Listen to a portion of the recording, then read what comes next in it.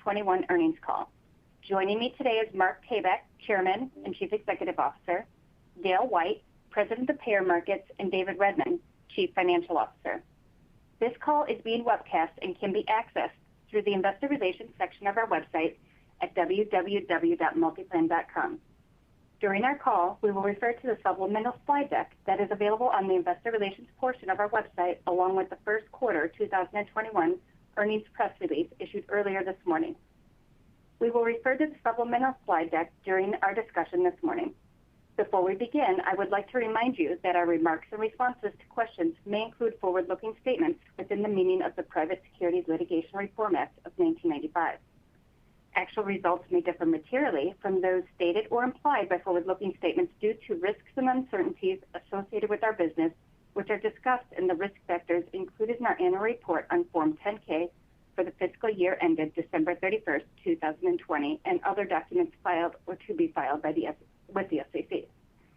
Any such forward-looking statements represent management's expectations, beliefs, and forecasts based on assumptions and information available as of the date of this call. While we may elect to update such forward-looking statements at some point in the future, please note that we assume no obligation to do so. Certain financial measures we will discuss on this call are non-GAAP financial measures.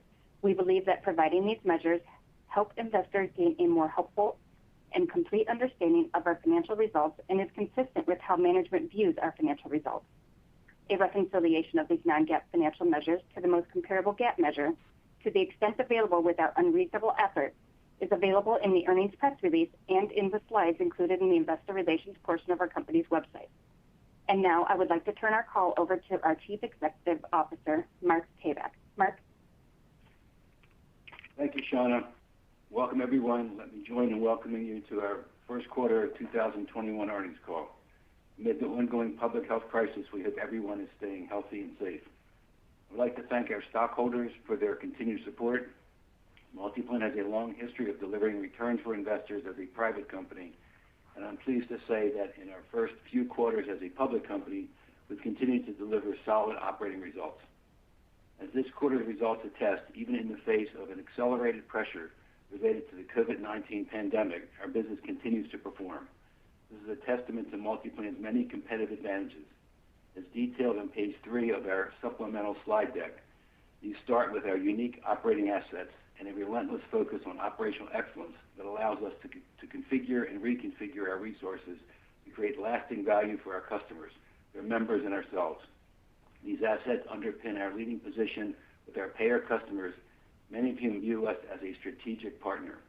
We are operationally embedded in our customers' workflow and IT processes, driving very limited customer turnover, long tenure relationships, and ongoing opportunities to increase the level and scope of services we provide to them. In turn, the strength of these relationships underpins our durable financial model, which features persistent and recurring revenues with high revenue retention rates, high EBITDA margins, and attractive conversion of EBITDA to free cash flow. And finally, our financial strength supports the strategic investments we have made to grow our business and drive further value for our customers, establishing a virtuous cycle. Both revenue and EBITDA for the first quarter were in line with Q4 2020 and with the expectations we communicated earlier this year. As shown on page 4 of our supplemental slide deck, in the first quarter, total revenues were $254.9 million, representing an increase of 1.1% over the prior year first quarter and a decrease of 0.2% from Q4 2020. These revenues were achieved despite modest typical Q1 seasonal softness and the effects on our claim receipts related to COVID-19 case trends, which surged at the end of the fourth quarter of 2020 and remained elevated through the first quarter of 2021. Referring to page 5 of our supplemental slide deck, adjusted EBITDA for the first quarter was $191.1 million, a decrease of 2.5% from Q1 of 2020 and a decrease of 2% from Q4 of 2020. EBITDA margin in Q1 2021 was 75%, down from Q4 of 2020, which was 76.4%. Approximately 1% of the decline was attributable to the lower incremental margins from our newly acquired businesses, HST and Discovery. And the remainder was primarily due to additional public company costs and some selected investments in sales and information technology. Our business continues to exhibit strong cash flow conversion, with Q1 2021 cash flow from operations of $170.9 million, an increase of 16% from Q1 2020 cash flow from operations of $147.4 million, and the strongest operating cash flow quarter for Multiplan ever. Our confidence in the business remains strong. Even through the pandemic, we enhanced our services and continue to provide exceptional customer service, which has led to strong customer retention. While we expect COVID-19 to continue to affect our business through much of this year, and the impact on our revenues remains difficult to precisely forecast, we are optimistic that the worst of the pandemic is behind us. We are hopeful the adverse effects of COVID will recede somewhat as the year progresses. We believe we have sufficient visibility to provide an outlook for the full year 2021, which was included in this morning's press release and which Dave will discuss momentarily. Multiplan's unique operating assets, which include 1.2 million provider network, our proprietary data and algorithms, a team of more than 350 negotiators, our capacity for high throughput claims processing, and our enterprise-level platform equip us with the unmatched scale and scope of services and position us to develop and implement customized solutions that help our customers identify and address opportunities to make healthcare more affordable, efficient, and fair. We continue to be excited about our plans for 2021 and beyond. We are strategically engaged with our customers in planning and implementing service offerings that generate meaningful reductions in the cost of healthcare, help our customers sustain their competitive positioning, and improve their performance and support our growth at the company. We are investing in our business to drive growth. This includes our investments in machine learning and artificial intelligence to identify more clinical aberrations to leverage data to generate incremental cost savings for healthcare payers, as well as the recent acquisitions of HST and Discovery. The integration of HST into our analytics-based solution offering is well underway, and our cross-selling activities are already beginning to yield positive results. Our acquisition of Discovery closed at the end of February. We are excited about the complementary capabilities the transaction adds to our payment and our revenue integrity service offerings. We are working hard to leverage Discovery's deep expertise and relationships to expand our footprint in the government payer markets, as well as in addressing payment integrity issues within the payers and our clients' in-network claims. In summary, we're off to an excellent start in 2021. We are encouraged by the underlying trajectory of our business. We believe we are poised to resume our growth as an ongoing COVID pandemic abates and business conditions return to normal. Finally, I'd like to express my appreciation for those of whom our continued success depends. That includes our customers for their enduring trust and partnership, and our more than 2,200 outstanding Multiplan colleagues whose tireless effort make it possible to create the value that keeps the company going and our customers loyal. With that, I'd like to turn the call over to Dale White, President of Payer Markets, who will provide a business update. Dale? Thank you, Mark, and good morning, everyone. I echo Mark's enthusiasm about our Q1 2021 results and optimism for the year ahead as COVID starts to abate.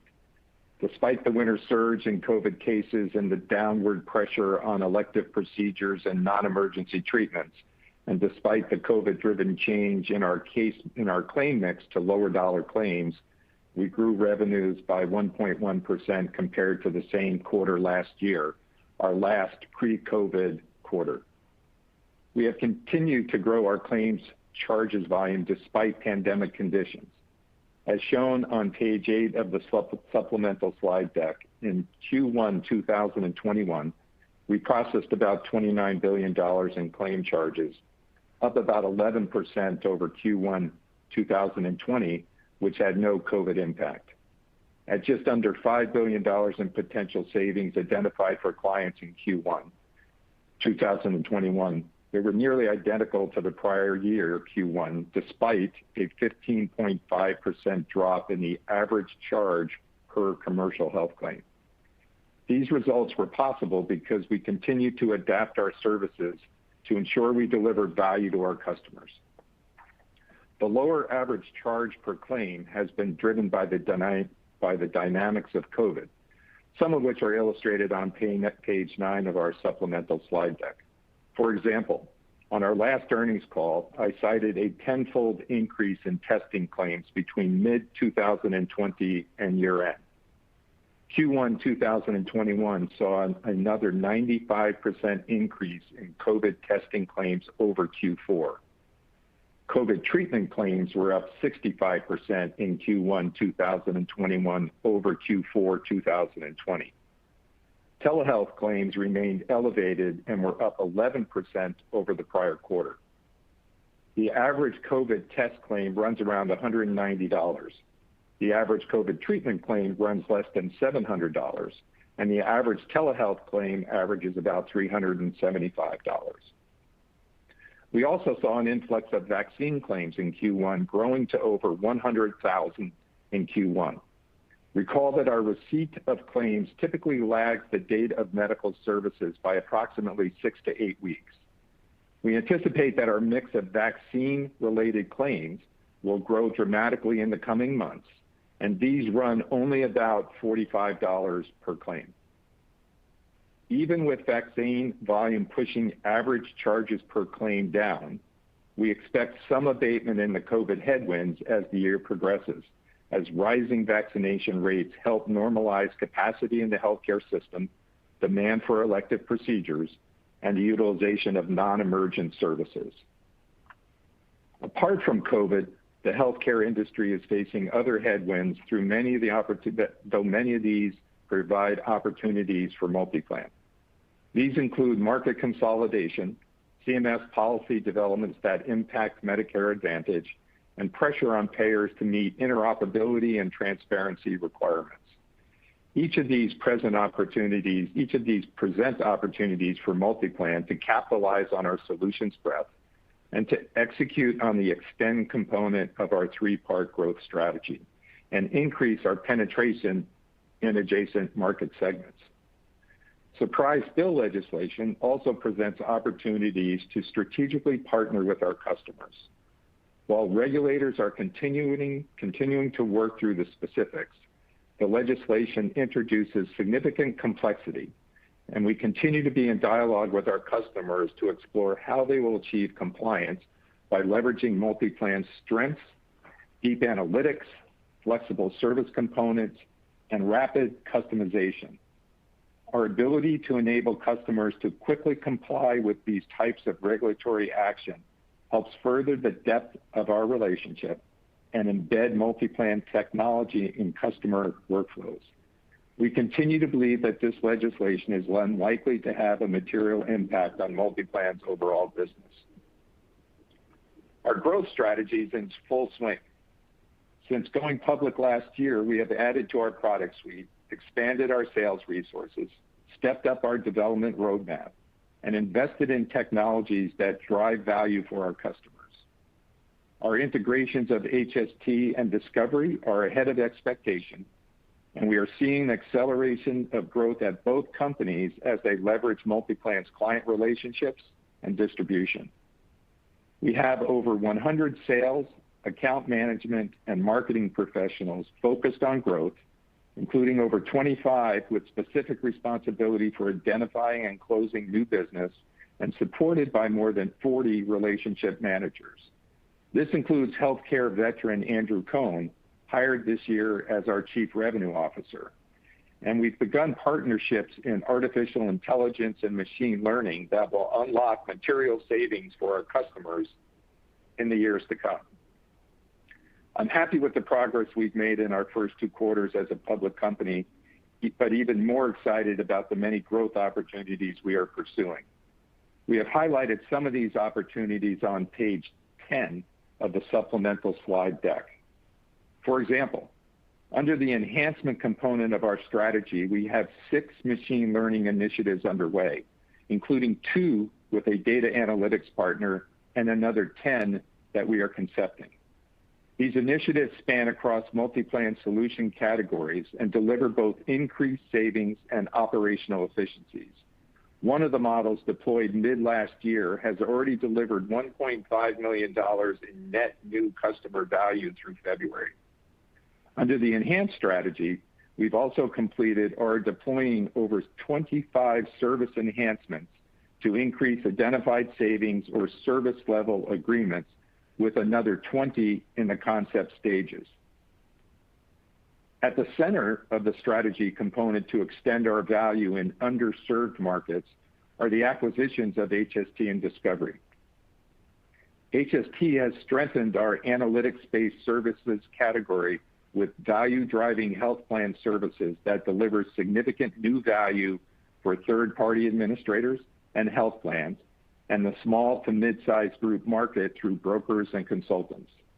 Discovery has added a number of new services that expanded our payment integrity category, now named Payment and Revenue Integrity Services. With these new services come significant new relationships and services targeting government sectors like Medicare Advantage and Medicaid, as well as services that deliver value for a payer's in-network claims. Integration and go-to-market strategies for both acquisitions are well underway. In fact, we've already have closed on 16 new employer groups with over 13,000 covered lives, adding value-driven health plan services expected to generate over $2 million in new revenues annually. We were also awarded a coordination of benefits and subrogation business for a Blues plan we share with Discovery, with annual revenues over $3.5 million. And we have a pipeline of several deals in late stages for a variety of payment and revenue integrity services. Also under our Extend strategy, we are in the early stages of concepting a number of potential new services that bundle our core capabilities in new and interesting ways and capitalize on some of the headwinds turned tailwinds that I mentioned earlier. It's a little early to talk about these, but suffice to say they leverage our data and analytic assets as well as the breadth of our existing services. We've also made solid progress with the Expand component of our strategy, which is more transformational in nature. We have been working to build a pipeline of potential partnerships and/or acquisitions in areas that evolve Multiplan into a platform company serving not just payers, but also the providers they work with and even the consumers they serve. We are exploring ideas with several such companies. And finally, we are laser focused on driving growth in our core business. For example, among our larger customers, we have over 20 revenue generating initiatives underway, and we've converted 10 health plan customers into 3-year deals for bundled services. Even more exciting, we were recently awarded a prepayment integrity services contract for our large regional plans in-network and Medicare Advantage claims, which we will deploy beginning later this year. When fully implemented, we expect this business to generate an additional $10 to $15 million in revenues annually. We're also a finalist for a national network access by a large plan. In summary, I'm very pleased with the organic and inorganic steps we have taken to continue evolving to meet the changing needs of the marketplace and our customers. Multiplan has a long history of leveraging both small acquisitions and service quality enhancements to transform our business and the value it creates. In 2009, many of you remember that Multiplan was largely a network-based company with over 90% of our revenues derived from network-based services. Today, approximately 70% of our revenues come from our analytics-based and payment and revenue integrity services, which we have developed over the past 8 years. Our customers both appreciate and depend on this track record of providing innovative new services. The pandemic has changed our claims mix for now, but the activity level across all of our target markets makes it clear it hasn't altered our ability to stay focused and to deliver consistent and growing value to our customers. With that, I'll turn it over to Dave, who will talk about our financials. Dave? Thank you, Dale, and good morning, everyone. I'm going to spend the majority of my time this morning discussing our guidance for 2021. But first, let me add a few comments about Q1 2021. As Mark said earlier, first quarter revenues were up 1.1% over prior year quarter, down 0.2% over Q1 for 2020 and in line with expectations we communicated earlier this year. Excluding the contributions from HST and Discovery, revenues were down approximately $5 million sequentially, which we believe were driven entirely by the effects of COVID and typical Q4 to Q1 seasonality in our business, as we previously communicated. As we have communicated also, our revenues lag the date medical services are provided by about 6 to 8 weeks on average. And as a result, elevated COVID case levels during November, December, and January continued to affect our claim mix and our revenues throughout the first quarter. We estimate the COVID-related revenue impact in Q1 2021 was approximately $18 to $22 million, up from our estimated impact of $12 to $16 million that we communicated relative to Q4 2020. We estimate the COVID-related adjusted EBITDA impact of that $18 to $22 million in Q1 2021 was approximately $16 to $18 million. Of the $18 to $22 million in Q1 of COVID impact, we estimate $5 to $6 million of the impact was related to our network-based revenues. Among other dynamics, we believe this reflects a combination of COVID dynamics on our workers' comp and auto business, which is driven by lower volumes from employers not at full capacity and less auto travel. Our PEPM revenue is also driven by unemployment trends at small to mid-sized companies, and on our primary network fee-for-service business, especially related to reduced travel outside the members' network coverage. We estimate approximately $9 to $10 million of the COVID impact was related to our analytics service line revenues, predominantly driven by mix and volume changes in the healthcare delivery, as Dale has previously discussed. We estimate $4 to $5 million of the impact is related to our payment and revenue integrity service lines, driven by a lower mix and volumes of surgical emergency department and anesthesia claims. The total estimated impact of $18 to $22 million for Q1 2021 primarily reflects trends we are seeing in our claims receipt and does not include the indirect costs of COVID on business conditions, such as delayed implementations or a longer sales cycle due to limited in-person interactions. First quarter adjusted EBITDA expenses were $63.8 million, in line with the expectations we communicated earlier this year, and included operating expenses for a full quarter of HST and a partial quarter of Discovery. The increase of $8 million over Q1 2021 was predominantly $4 million of additional public company costs and $4 million of growth initiatives, including costs associated with HST and Discovery acquisitions. The increase of $4 million over Q4 expenses primarily reflects $3 million related to growth initiatives, including Discovery and HST, and an incremental $1 million of public company costs in Q1 2021 over Q4 2020. Our annual run rate of public company costs is approximately $20 million. The combination of stable revenues and the aforementioned expense items resulted in adjusted EBITDA of $191.1 million for the first quarter, compared to $195.9 million in Q1 2020, our last pre-COVID quarter, and $195 in Q4 2020.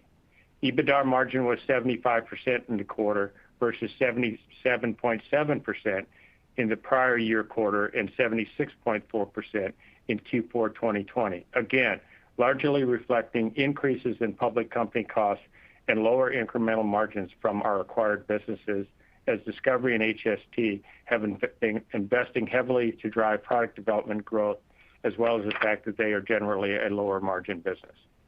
Moving on to our 2021 guidance. As noted in our press release this morning and on page 11 of the supplemental slide deck, for full year 2021, we expect revenues of approximately $1.04 billion to $1.10 billion. This includes revenues in 2021 of approximately $50 to $55 million from our recent acquisitions of Discovery and HST. Our revenue guidance assumes a smaller but still significant impact from COVID in 2021 than we had in 2020. If you remember, the impact in 2020 was, we estimated, between $100 to $120 million. We have methodically worked through a variety of assumptions and built those into the range of guidance I mentioned a few moments ago. But obviously, given the nature of Multiplan's business, forecasting the COVID impact is at best an estimation.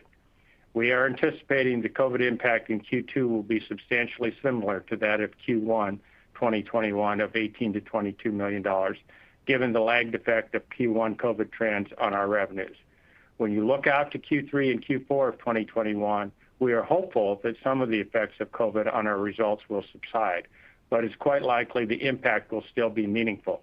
Our annual guidance reflects estimated quarterly COVID-related revenue impact of $18 to $22 million per quarter, or $72 to $88 million annually, and an estimated COVID-related adjusted EBITDA impact of between $16 to $20 million per quarter, or $64 to $80 million annually, which is consistent with our estimated COVID impact in Q1 2021 that I previously mentioned.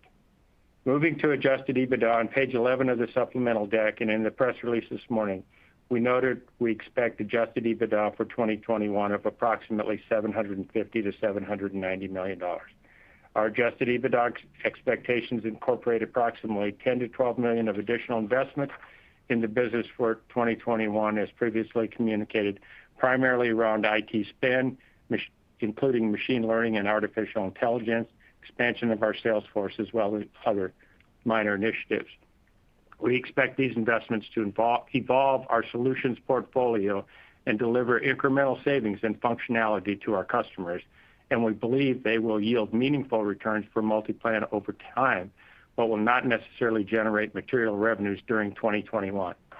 The combination of revenue and adjusted EBITDA guidance imply a 2021 and adjusted EBITDA margin in the low 70 range, a few percentage points lower than what it has been historically, reflecting the increased public company costs, the aforementioned investments in the business, and lower incremental margins from the acquired businesses of Discovery and HST.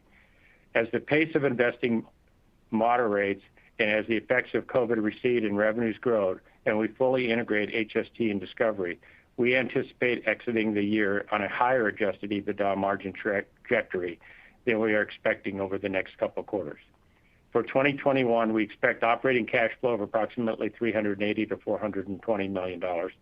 This, of course, is a result derived from all other assumptions and estimates just discussed. As a reminder, due to interest and tax payment timing, Q1 and Q3 tend to be our higher cash flow quarters. As previously communicated, we expect depreciation of approximately $60 to $65 million for 2021. We expect amortization of intangibles approximately $340 to $345 million for 2021. We expect interest expense of approximately $250 to $260 in 2021, and we expect our cash interest cost in 2021 to be approximately $70 million less than it was in 2020. We expect stock-based compensation of $10 to $20 million for 2021. As previously communicated, we expect an effective tax rate for 2021 of 25 to 28%, and we expect CapEx for 2021 of roughly $75 to $80 million. As outlined on page 12 of the supplemental slide deck and in the press release this morning for Q2 2021, we anticipate revenue of $260 to $275 million and adjusted EBITDA of $185 to $200 million. This includes a COVID-related revenue impact of approximately $20 million, as previously discussed, and a COVID-related adjusted EBITDA impact of approximately $18 million, similar to what we had in Q1 2021.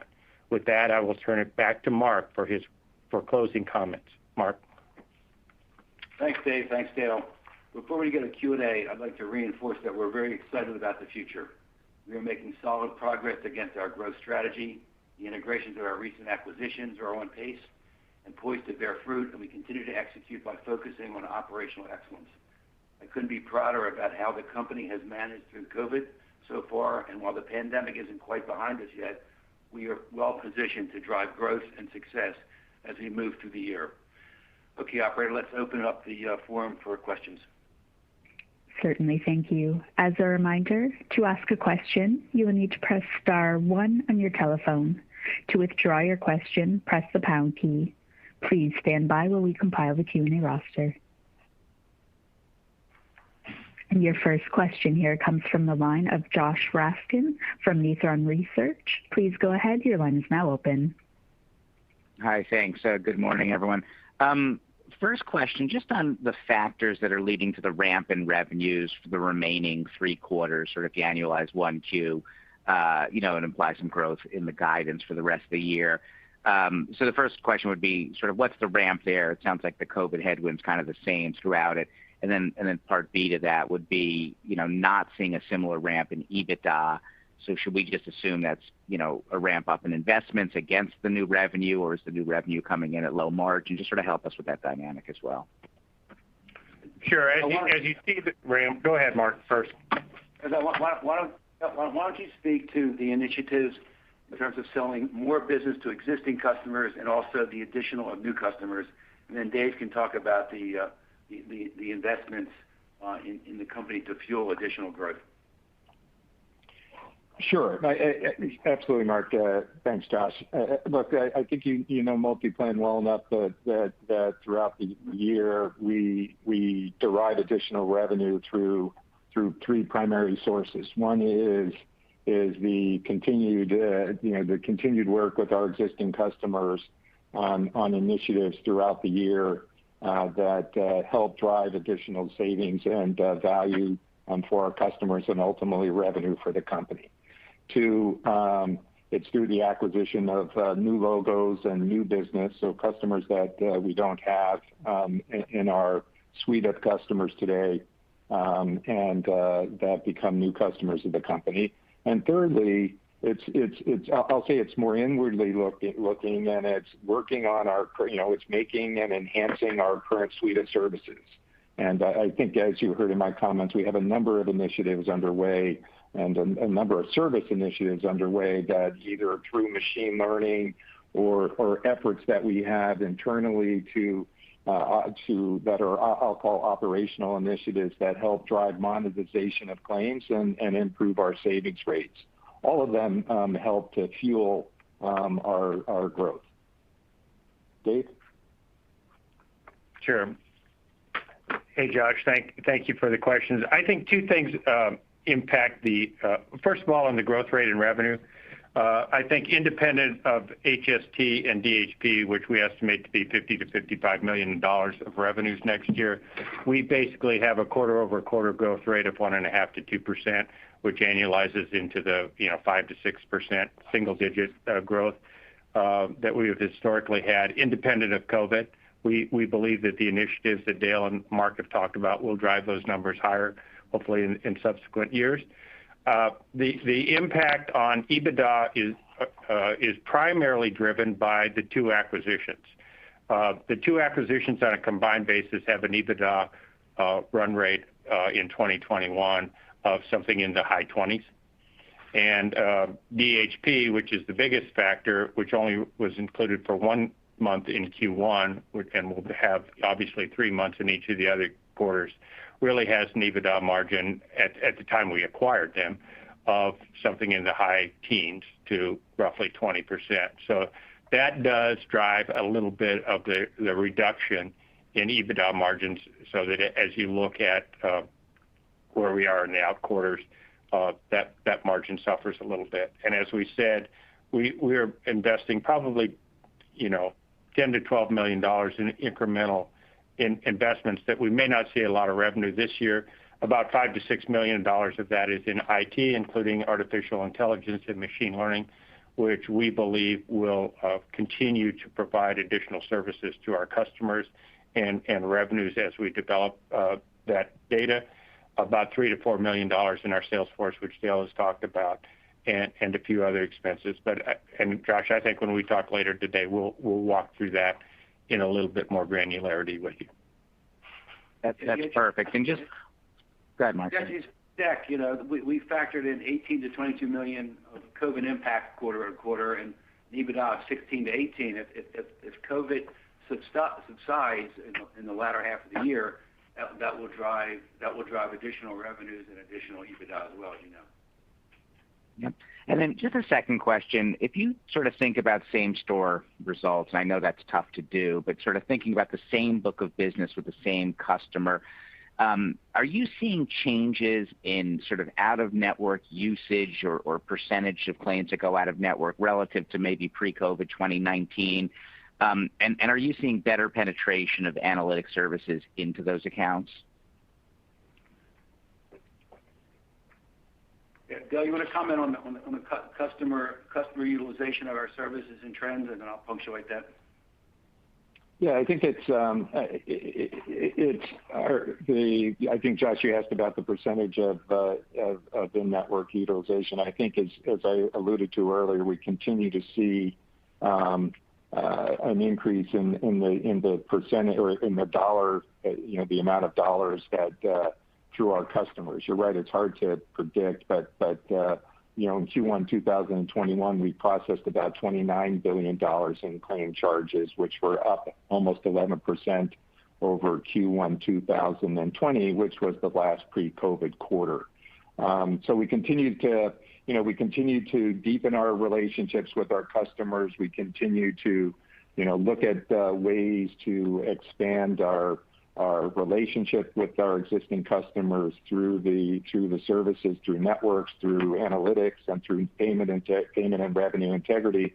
And now with the addition of HST and Discovery, we have additional tools in our service portfolio to reach out to those same customers and potentially new customers. And we're delighted with some of the examples I gave you of new sales, where we're able to, we signed a large regional health plan to deploy later this year for prepayment payment integrity, and through Discovery, we were able to, Discovery Services, another example, we signed a contract for coordination of benefits and subrogation services that's over $3 to $4 million. So I think we're pleased with what we're seeing across our customer base. Yeah, our analytical business has enlarged its footprint significantly, because not only is it now payment integrity, it's revenue integrity, and also subrogation and coordination of benefits, so we can bring a more comprehensive suite of analytical services to our payer customers and increase reliance on those capabilities, the foundation of which is the database of charge and claims data that we've acquired over these many decades. Josh, with the addition of Discovery, Mark's right. We've widened our payment integrity footprint, and historically, Multiplan was a prepayment focused company. With the addition of Discovery Services, we now extend our reach into the post-payment world, and broaden our suite to include things like coordination of benefits, subrogation, Medicare premium restoration, ESRD premium restoration, and other services which enrich our payment integrity and revenue integrity offering. Great, thanks, guys. Your next question comes from the line of Daniel Grosslight from Citi. Please go ahead. Your line is now open. Hi, guys. Congrats on the quarter, and thanks for taking the question here. I wanted to go back to the COVID impact this year of around $80 million at the midpoint. You mentioned 2Q will be similar to 1Q, which makes sense given the lag, but a little surprised that you expect the same impact in the back half of the year. Can you put a little finer point on the cadence of the impact in the back half of this year, and what assumptions you're making around testing, telehealth, and higher acuity visits as we get into June and beyond? And if you could provide a breakdown by segment in the back half, that'd be very helpful. Thanks. Dave, you want to walk through the analytics? Sure.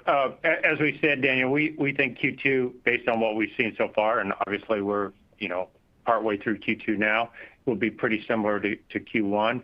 We don't have enough visibility yet that we're prepared to move our guidance numbers on Q3 and Q4.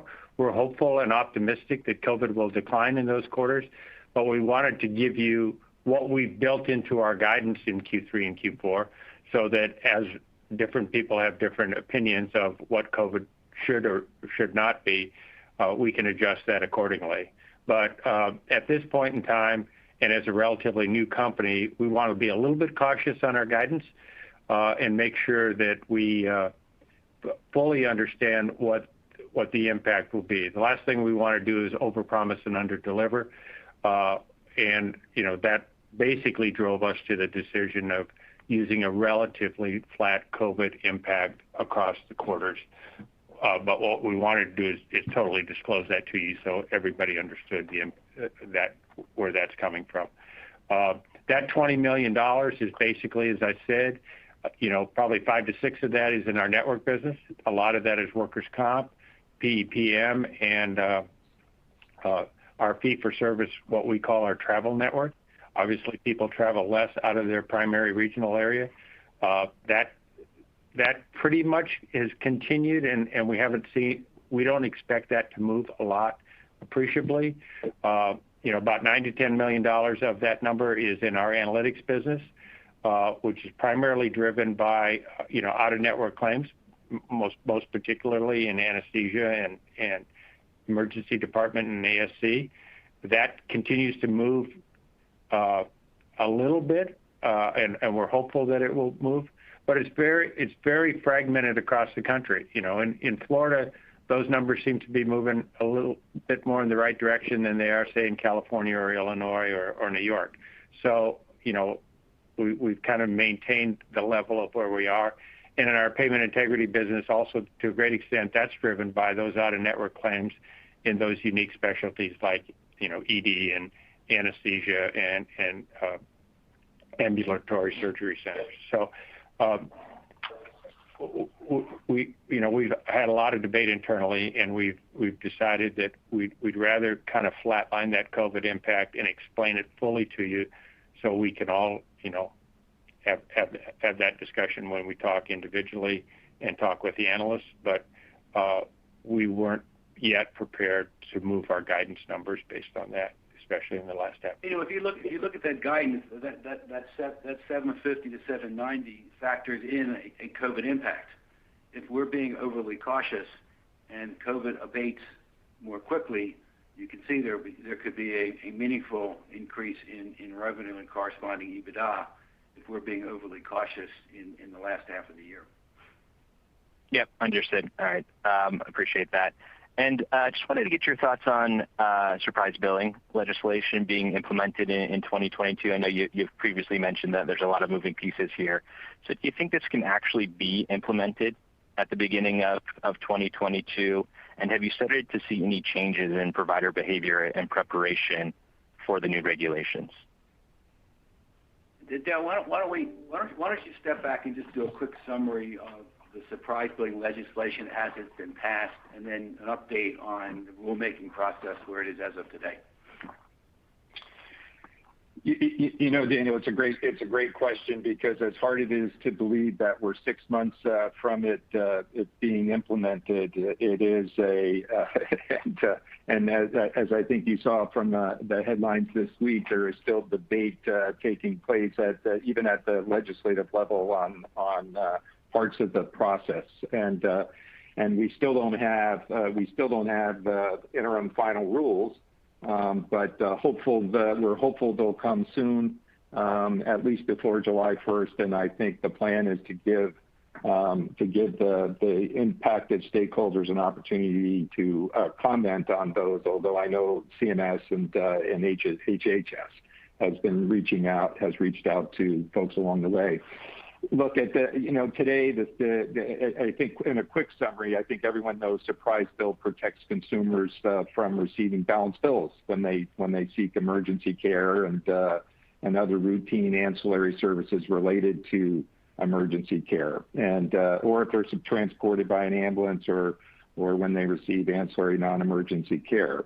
The statute has, I'll say, critical inflection points along the way. It's the identification of a surprise bill. It's the calculation of a what's called the qualified payment amount, which for the most part is the insurance company's median contracted rate. It's the payment. It's been limiting that member's co-share to what that member would have otherwise had to pay had that provider been an in-network provider. That their liability by law is capped to that amount. There's an opportunity for the plan at its discretion to make an offer to a provider. If that provider is unhappy with that payment, the law affords both the payer and the provider a 30-day window for payers and providers to negotiate. But at the same time, if negotiations fail, there's a process for an independent dispute resolution. And that last piece is the piece that I think is under debate now. The arbitration, I think, as everyone knows, calls for baseball-style arbitration, which means the arbiter must choose either the amount sought by the provider or sought by the payer. And the debate going on now is that when the law was initially passed, Congress added several other factors for consideration in that arbitration process, including things like the training of the provider, the complexity of the case, the acuity of the case, to the extent there were prior contracted rates, things like that. And now everyone is debating whether the QPA, which was originally, I think, intended to be the primary consideration in arbitration, it's being debated whether now each of those factors should be of equal weight.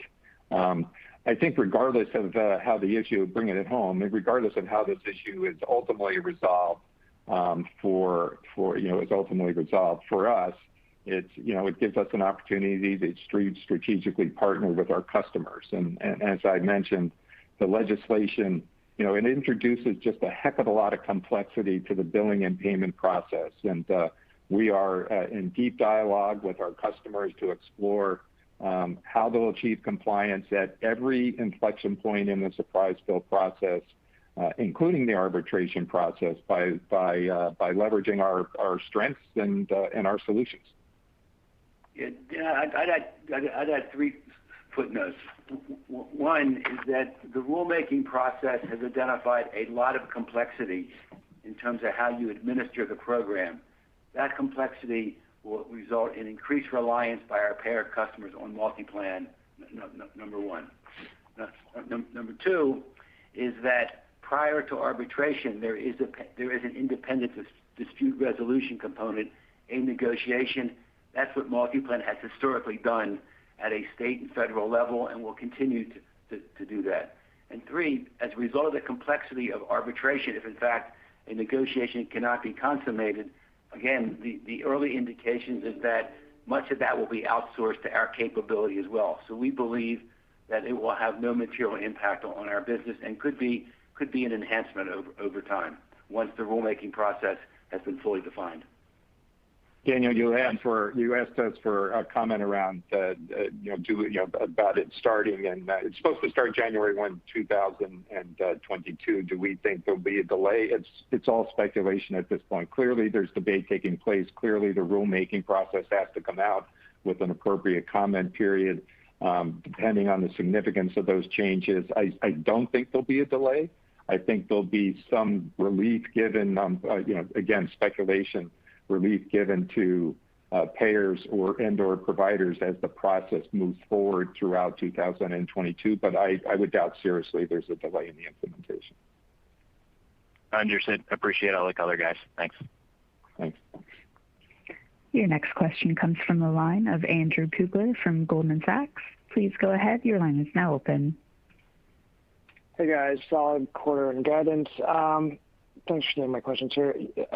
Just two on my end. Looking at your second quarter guidance, even assuming similar kind of COVID impact as 1Q, and then sort of sequential impact of Discovery in 2Q versus 1Q, there's still some upside sequentially to hit the midpoint and the high end of your guidance range. So I'm just wondering if you're seeing that there are any new initiatives that are actually supposed to kick in starting in 2Q that may not have been reflected in 1Q, and whether there should also be run rate for the rest of the year. Thank you.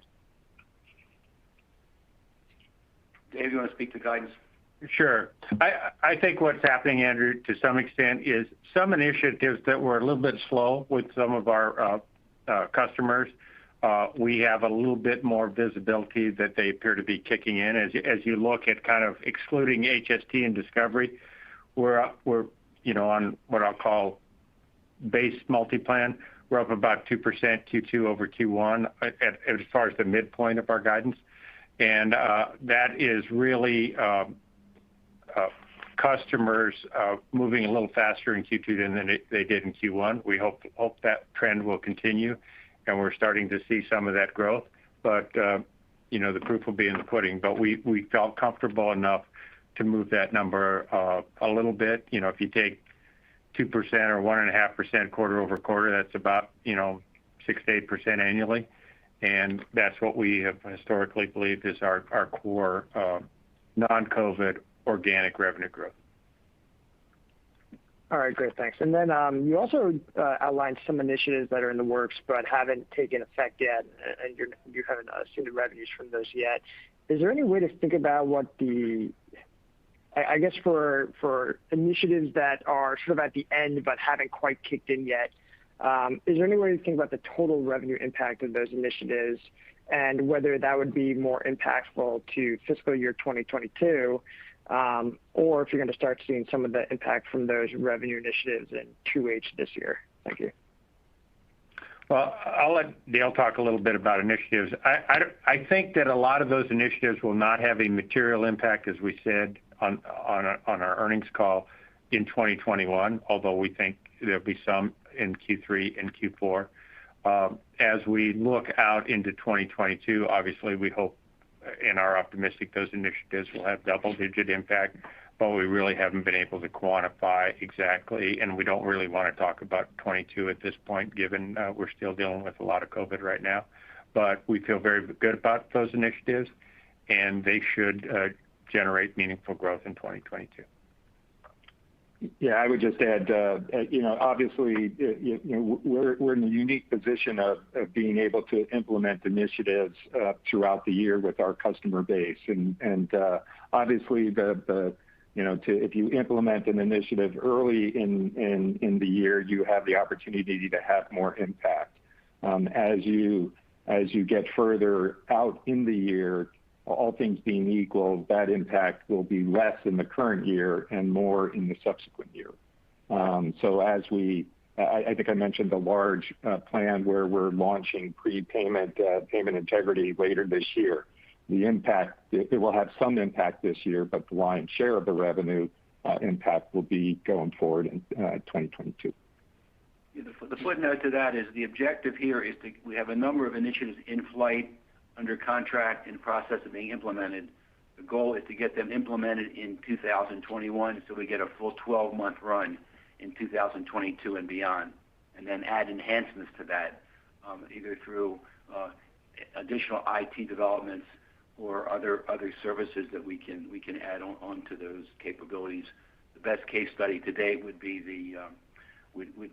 in the payment and revenue integrity, where we had a footprint in payment integrity, and with the addition of Discovery, we now can do revenue integrity as well as supplement that with subrogation and COB once we're already in flight. Yeah, and as I mentioned, I think we operationally throughout the year across all of our solutions, whether that's our network or analytics or payment integrity, we implement initiatives throughout the year to help us monetize more claims and drive additional savings and value to our customers. And as they come to fruition, whether that's adding new analytical factors to our payment integrity program or modifying something in our analytics methodology, the good news is once those initiatives are implemented, our clients are able to take advantage of the enhancement almost right away, and we're able to drive savings and value, and those continue to happen periodically throughout the year. Heavily invested in machine learning, artificial intelligence to accelerate the development and application of those analytics to drive additional savings.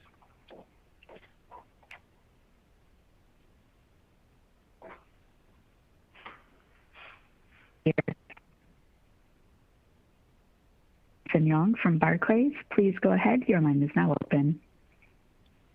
Thanks for taking the question. You mentioned some cross-selling opportunities with HST Discovery that they're going well, and we've talked about a few deals that you've signed so far. Does your guidance include any other pipeline opportunities? And could you talk about the sizing of what's in the pipe and timeline of moving that pipeline to revenue generation? Thanks. Dale, you want to talk a little more granularity about the pipeline, and then we can quantify that. Yeah, the pipeline is a combination of a couple of things, right? It's looking at it's cross-selling HSTs and Discovery's services into the market, and so it's taking advantage of the payer relationships that we have and using that to drive distribution and sales, identify opportunities and new opportunities across our existing customer base. I mentioned HST through the opportunities for us to sell into the third-party administrator market and through brokers and consultants, and we're already have seen the effect of that with in a very short time with 16 new employer groups and over 13,000 lives. That will over time, right now over the year as those groups are implemented, we'll expect to see them generate I think around about $2 million in new revenues annually. And thirdly, we're bundling our products, right? We're now looking at we're in the early stages, but we're bundling our products and bundling all of our products together and able to reach out to our customers in a much more strategic way. The exciting thing for us in part is that instead of being simply a wholesaler of our services, we can distribute services through the broker community and also direct retail to the end user and employer as well. So there's multiple distribution channels, which will accelerate our growth and expand revenue for the company, and again leading to robust margins and a high conversion to cash flow, which has historically been the signature of this company. Okay. And then just on M&A, despite a bit more recent volatility in the market lately, you've generally heard the market remains a bit frothy. As you survey the space, how are you thinking about the extend and expand portion of your strategy? And will targets largely be bolt-on, similar to HST or Discovery, or would the fairly large acquisition still be in the cards for you? Thanks. We're very disciplined in terms of our M&A activity, and we'll look at all opportunities and determine which ones would be accretive and how we could best integrate them into Multiplan's infrastructure and take them to market as we deploy our capital to fuel supplemental growth through M&A. Okay, thanks.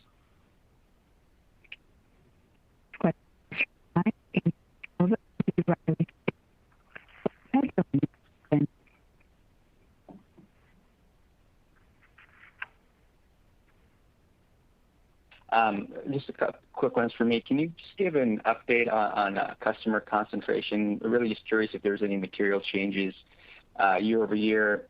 And I believe the last time we talked, you noted there was a transition, at least of a portion of your customers from network-based services to analytics-based services, and I was wondering if that trend continued into the first half of 2021.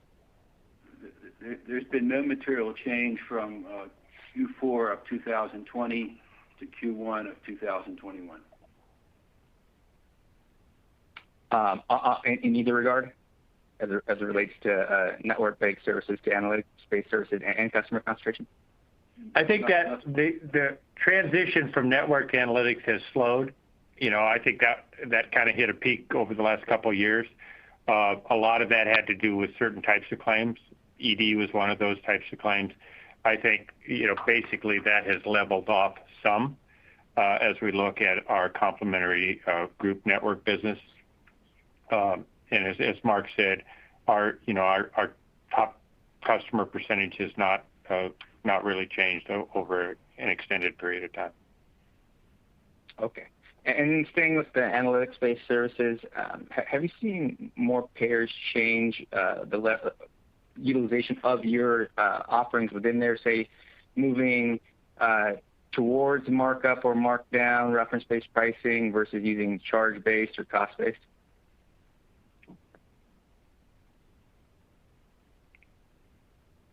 I haven't seen any material changes in behavior. Have you? Yeah, you broke up on me. Say that again. Within analytics-based services, have you seen payers change the solutions they leverage of yours? Like, say, for example, moving towards markup or markdown from, say, charge-based and cost-based, reference-based pricing services? I think the focus, I agree with Mark. We haven't really seen a significant change over the past from last year to this year in the payers' focus on managing their costs and using cost-based methodologies, which they typically do, right? They're using either a cost-based, in some cases they'll use charge-based methodologies depending on the preference of the plan. But I haven't really seen a material change. Now, when you get to surprise billing and arbitration, it's going to be, part of the arbitration process is the arbiter can't consider the provider's bill charge or the usual and customary charge, and at the same time they can't consider rates paid by Medicare, Medicaid, or any other government program.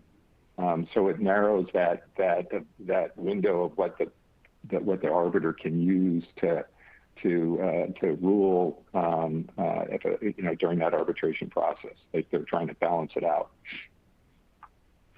Okay, useful, thank you. And last question for me as it relates to payment and revenue integrity services.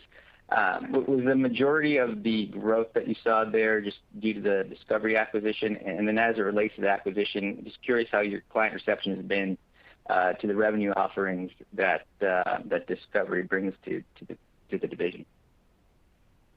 I can answer that. The growth has it's not entirely through Discovery's programs. It's a combination of what we'll call the Multiplan historical payment integrity opportunities, and in fact, one of the opportunities I mentioned in my remarks was focused on the prepayment payment integrity algorithms that Multiplan's program is based on, and so that was entirely Multiplan. Relative to Discovery, the reception has been great, it's been terrific. We're very excited about the addition of Discovery's services, particularly premium restoration and premium restoration for Medicare Advantage and ESRD. That is an opportunity. Most of what we do is to help clients manage their claims expense. In this case, this is an opportunity for Medicare Advantage plans to identify instances where the payment to them is incorrect, and to correct it and change their revenue that they receive from CMS in instances where the payment to them was incorrect. And so that's a revenue opportunity for the plan, and we're very excited, and the reception by our clients has been very favorable. And obviously we're just getting started in terms of we owned it as of late February, but we're very excited about the expansion of our suite, the introduction of customers, the wins that Discovery already has, and the pipeline we're building. Great. But to answer your question based on page 7 of the slides, where our revenue is basically 28.3 in Q1, 27.1 in Q4, and 26.8 in Q1 last year, that increase is principally Discovery. Yep. Perfect. That's what I was asking. Thank you very much. Best of luck going forward. Yeah, look, you can see very clearly that we operationalized our 3-part growth strategy. You see, by virtue of we've enhanced our existing product offerings, we've extended those product offerings into adjacent markets such as Medicare Advantage, which is a classic case study, and we're working very aggressively to identify service opportunities to be able to provide services to the other constituents we serve, the provider community and the patient community, consistent with our enhance, extend, and expand strategy we articulated previously.